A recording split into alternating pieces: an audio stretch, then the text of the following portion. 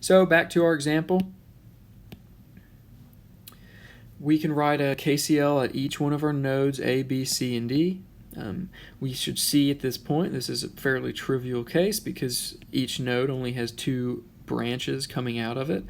So at A, I've got IP defined going in and IS defined as going out, hence IP minus IS must equal 0. At B, I've got IS going in and IL going out, so IS minus IL equals 0. At C, I've got both of them defined going in, so I've got IL plus IW equals 0.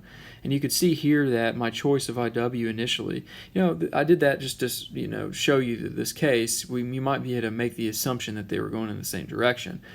But even if you didn't know that, you would see that right here you're going to force one of them to has to be negative in this case in order for that to be true. And then finally at D, both of them are defined as coming out, so negative IW minus IP equals 0. You could write those with both positive symbols as well. I'm just writing them to stay consistent.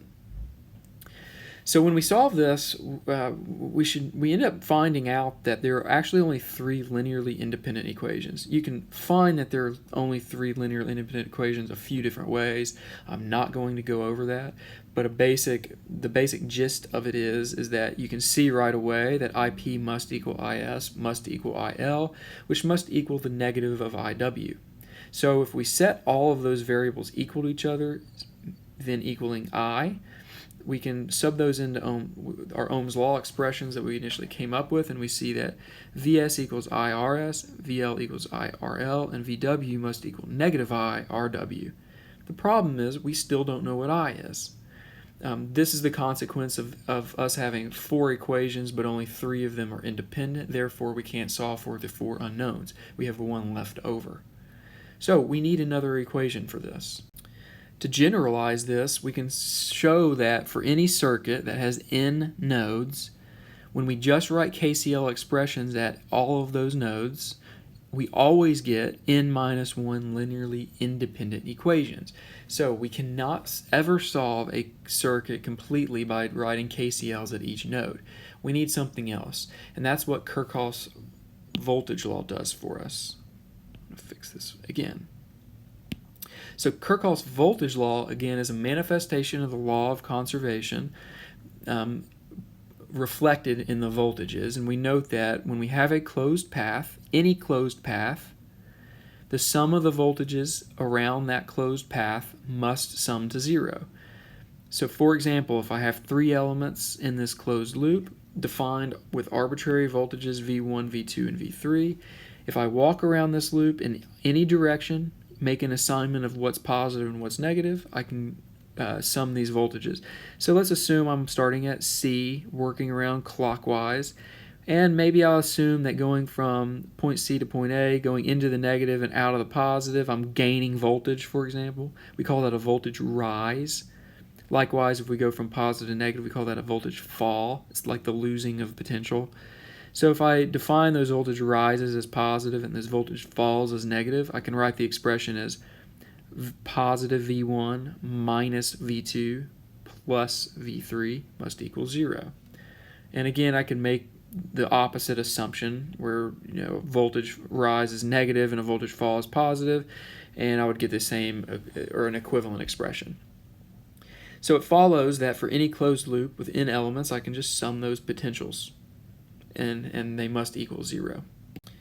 Alright, so back to our example. Here's our annotated example, and I put up the voltages that we are interested in here in red.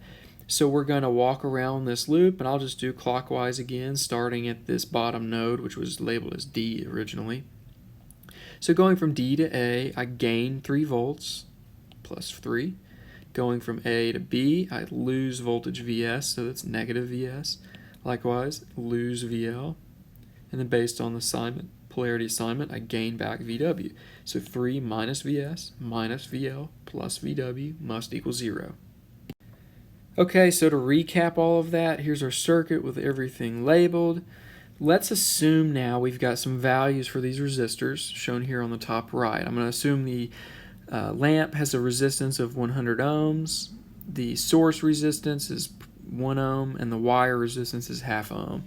Okay, so these should be small. These are the larger these are, the more non-ideal this is. So if these were on the order of your light, you'd have some problem because you'd be wasting power and all of those other components, right? But let's just assume that those are our parameters. So subbing those values in for our Ohm's law expression, we can reduce those down to Vs equals I, VL equals 100I, and VW equals negative 0.5I. There's a reminder of our KCL expressions on the right and a reminder of our KVL expression right here in the middle. So we take all of these equations, so 4, 5, 6, 7, 8 equations. We do some substitutions, put it into MATLAB, put it in your calculator, whatever you want to do. I'll show you an example of how to do this with MATLAB in class. We do solve this system of equations simultaneously. We find out that the current I is equal to 29.56 milliamps, which then lets us go back and figure out the specific currents IS, IL, IW, and IP as defined on this chart here. And note that IS, IL, and IP are all equal to each other with the same direction and magnitude. IW is drawn in the opposite direction, hence a negative sign here. And subbing those back into our Ohm's law expressions, you can find the 3 potentials that were unknown.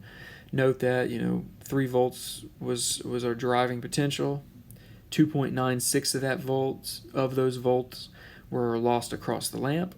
That's the highest resistance, and the rest of them were split amongst the switch and the